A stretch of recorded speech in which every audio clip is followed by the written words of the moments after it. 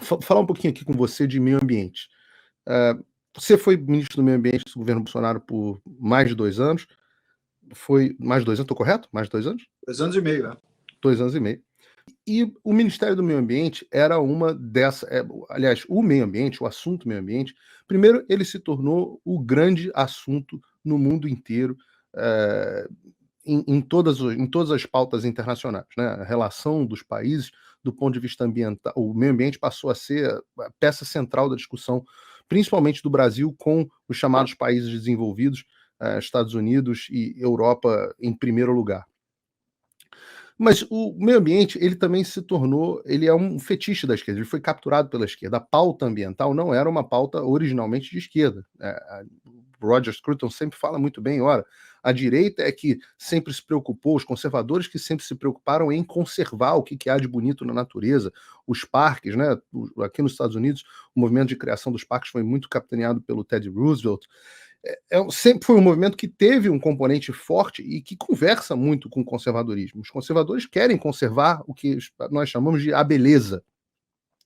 No entanto, aí, a partir dos anos, principalmente dos anos 90, a esquerda capturou o movimento ambientalista e começou a utilizar com outros propósitos que não eram os propósitos simplesmente de conservação, e tem alguns indícios grandes nesse sentido, algumas incoerências que a gente pode falar a respeito. Quando você estava no governo, eu via isso acompanhando dentro da imprensa, que era uma missão da esquerda, e quando eu falo aqui a esquerda, eu digo uma união. Ontem eu entrevistei um coronel aqui que ele falou de redes, né, que não é uma coisa mais hierárquica a forma como essas coisas acontecem, mas por redes. Eu via que era uma missão de uma rede da esquerda de te tirar de lá. O objetivo era tirar você de lá, certamente tirar o Ernesto das relações internacionais, relações exteriores, e tirar o Abra na educação, que são as áreas ali, curiosamente, os nossos companheiros de conservatório, né? Eram as áreas que a esquerda precisava ter ali a sua mão, precisava ter o controle. Como é que foi aguentar essa pressão dentro do Ministério do Meio Ambiente e você sentia que existia uma pressão, uma rede te pressionando para te tirar de lá? Não tem dúvida. Como você colocou bem, né, a esquerda capturou, ou tenta capturar, na verdade, não capturou, ela tenta capturar para si algumas pautas da sociedade dos chamados direitos difusos.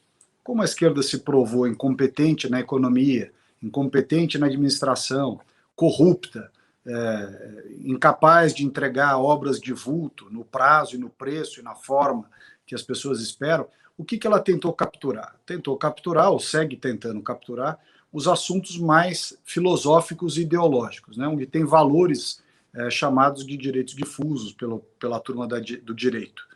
Então, quais são esses grupos, como você colocou bem? Relações exteriores, educação, direitos humanos, cultura e, em especial do nosso assunto aqui, meio ambiente. Então, a esquerda tentou capturar e segue tentando, dizendo como se ser de esquerda fosse sinônimo de gostar do meio ambiente e ser de direita é um destruidor do meio ambiente em potencial. Bom, isso se soma a um pessoal que usa o discussão ambiental, o tema de meio ambiente, que é super importante, usa isso como forma de ganhar dinheiro. Então você tem os puristas ideológicos, ao lado dos ideológicos, a turma mercantilista, que faz disso um ganha-pão, e a outra turma que é demagógica, que usa o tema do meio ambiente para atacar a direita, para fazer politicagem. Alguns da politicagem são também mercadológicos, outros da politicagem são também ideológicos, ou seja, esses três grupos meio que, em alguns pontos, se entrelaçam e fazem essa pressão, né? E ela se manifesta de diversas formas. Você tem ONGs que são compostas, algumas por gente muito boa e outras por um bando de picareta, que são esses que usam a questão ambiental para ganhar dinheiro. Aí você tem, além disso, empresas que já perceberam que o tema ambiental está na moda, então fazem uma política meio cínica de dizer que se preocupa muito com o meio ambiente. É a política da folha morta ao vento. Quer dizer, para o lado que o vento sopra, a turma faz a política da empresa. Só que você vai ver, não tem grandes preocupações ambientais, coisa nenhuma. É muito discursinho, relatório de sustentabilidade, né? Os gerundismos que eu brinco, né? Vamos estar fazendo para estar construindo uma nova política ambiental, tal, e no fundo não faz nada. Então, se junta aí a classe política, o pessoal que ganha dinheiro, o pessoal que tinha altas mamatas na área ambiental, de dinheiro para ONGs, para projetos, para estudos que nunca terminavam, mas consumiam dinheiro, e o governo Bolsonaro, no Ministério do Meio Ambiente, a gente fechou a torneira dessa mamata toda. Nós colocamos ordem, colocamos racionalidade em muita coisa. Então, o que acontece? Vai criando uma rede de gente que quer te tirar de lá, porque o cara fala, ou tira esse cara de lá, ou acabou a grana fácil. Ou tira esse cara de lá, ou acabaram os seminários internacionais bancados pelo governo. Ou tira esse cara de lá, entendeu? E aí vai indo uma série de interesses. E nós tivemos a felicidade de contar com um grande apoio do presidente para tudo aquilo que foi necessário ser feito em termos de esclarecimentos, embates, né, desnudar a verdade, né, trazer o debate, por exemplo, para a seara internacional, da importância de colocar as pessoas no centro do debate. Se você não cuidar das pessoas, a questão ambiental vira secundária. A pessoa, o ser humano brasileiro tem que estar no centro do debate ambiental brasileiro. Né? E os ambientalistas não se preocupam em nada com as pessoas. Basta ver que você deixou a Amazônia, região mais rica do Brasil, com o pior índice de desenvolvimento humano. Né? Em meio à miséria, ninguém toca no assunto, como se não tivesse um ser humano na Amazônia, aquilo lá fosse só bicho e planta. E não é verdade. Mas eles têm essa visão, né? Eles têm a visão que, na verdade, o homem é ruim. O bom é se tivesse só bicho e planta no mundo. Não tem dúvida. Esse pessoal tem, muitos não confessam, evidentemente, mas eles têm uma visão que não deveria ter ninguém na Amazônia. Né? O ser humano é um bicho indesejado que está atrapalhando o meio ambiente. Só que eles próprios são os primeiros a degradar. Né? Muitos desses engraçadinhos aí vivem nas cidades, com empregada doméstica em casa, com carro blindado, anda aí chama de carro importado para cima e para baixo, usa celular, é contra o capitalismo, mas usa iPhone. É isso aí, a turma da demagogia. A América enfraquecida. Pânico, escassez, opressão, crise. A América e o mundo estão um caos e você precisa entender por quê. Faça sua pré-inscrição agora, clicando no primeiro link na descrição ou acessando www.ofimdaamerica.com. Mas o que você encontrou lá de mais assim, escabroso, sabe? Quando você chegou lá, qual era a situação? Porque nós vínhamos de anos e anos de esquerda, né? Porque uma das coisas que impressiona, Paulo, teve o período do Temer, mas que aí cada um pode decidir se ele é esquerda ou não é esquerda, mas antes do Temer você tem muitos anos de esquerda. Eu estou falando de governo Fernando Henrique, pelo menos 8 do Lula são 16, com mais 6 da Dilma, 22. Pois é. E com isso, todo o quadro de servidores e toda a estrutura lógica, toda a lógica de funcionamento do Ministério era uma lógica de esquerda. O que se encontrou lá de mais escabroso? Primeiro, uma ineficiência brutal, seja porque as pessoas tinham projetos, ideias, pautas totalmente irrealistas, né, desconectadas da realidade, ou porque tinham programas que, no fundo, eram um disfarce para transferir dinheiro para os amigos deles. Tem uma coisa interessante na área ambiental, que muitos desses militantes, desses xiitas ambientais e tal, esses caras fizeram uma ciranda. Hoje eles estão no governo, num órgão qualquer, amanhã eles vão para a academia, vão para alguma universidade, alguma faculdade, alguma parte acadêmica.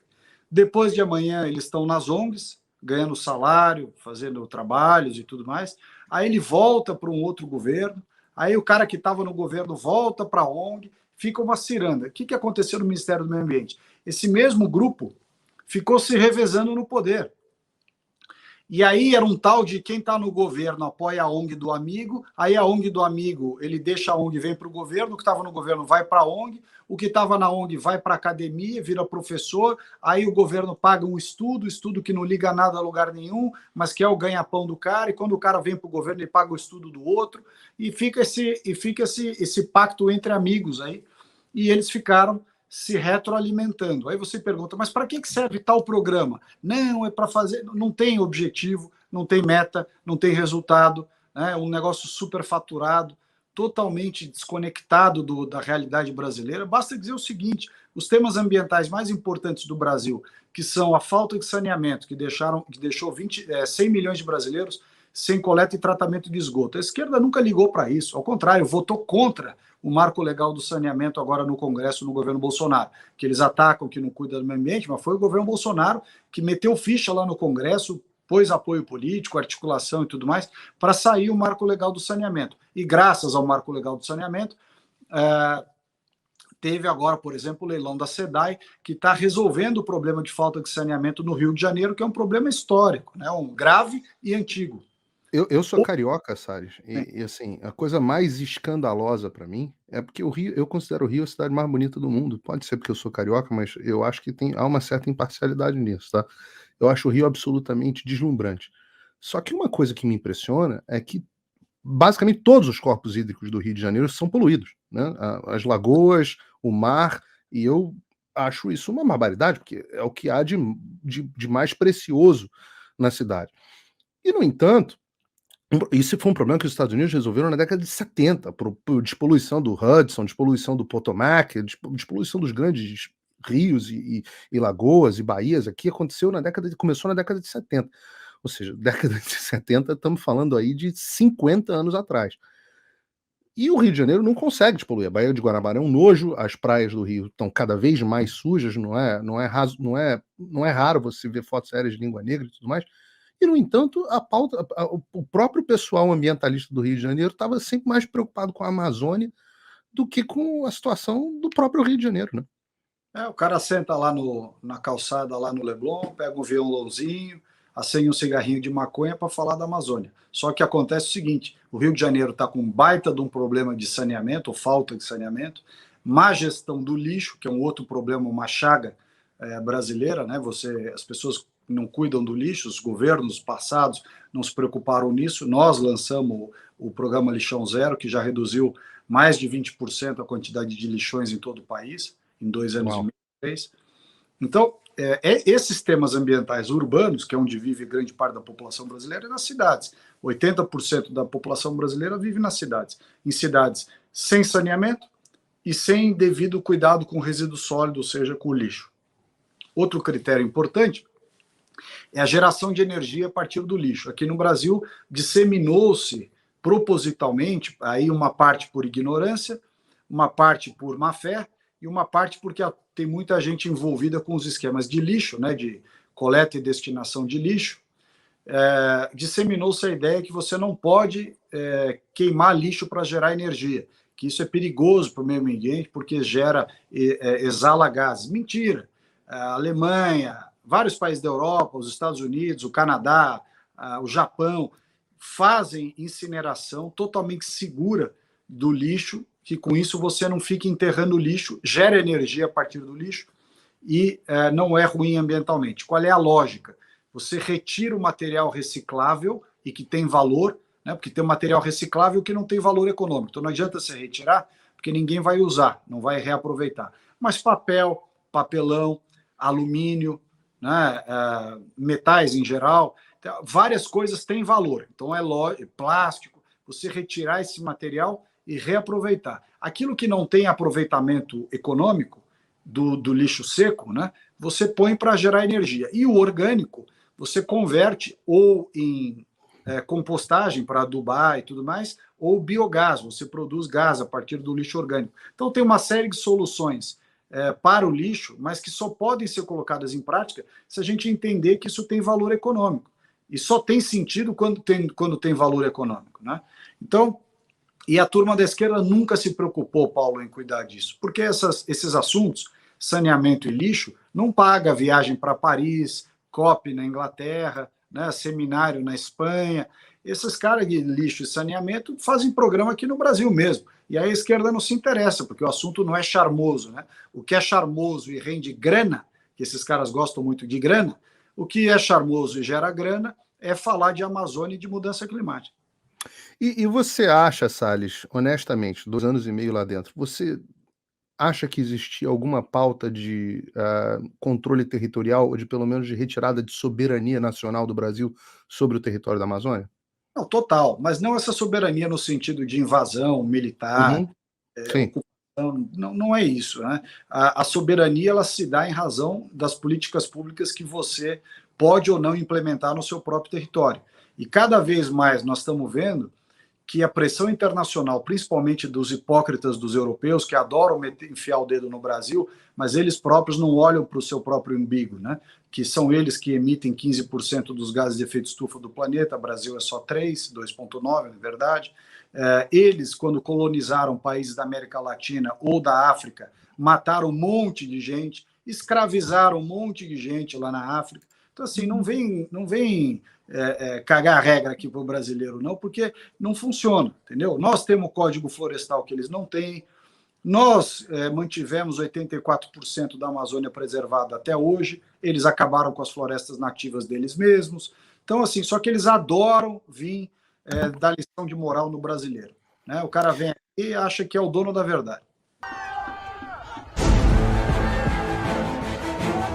Another COVID record setter. More than 1 million new infections reported nationwide in just 24 hours. It's happening at grocery stores across the country. The largest inflation surge in more than 3 decades. They have to pass it on to the consumer. They have to pass it on to you and me. Dr. Rachel Levine is making history, officially sworn in as the nation's first openly transgender. Want to work with the federal government and do business with us? Get vaccinated. Border bridge slowly starts to thin. New questions about the response by authorities. People are literally clinging on to U.S. military air. More than 66,000 experiencing homelessness in January 2020. 2 presidents who want the world to know that they are on the same page. Dozen companies already blocking or restricting President Trump on their platforms.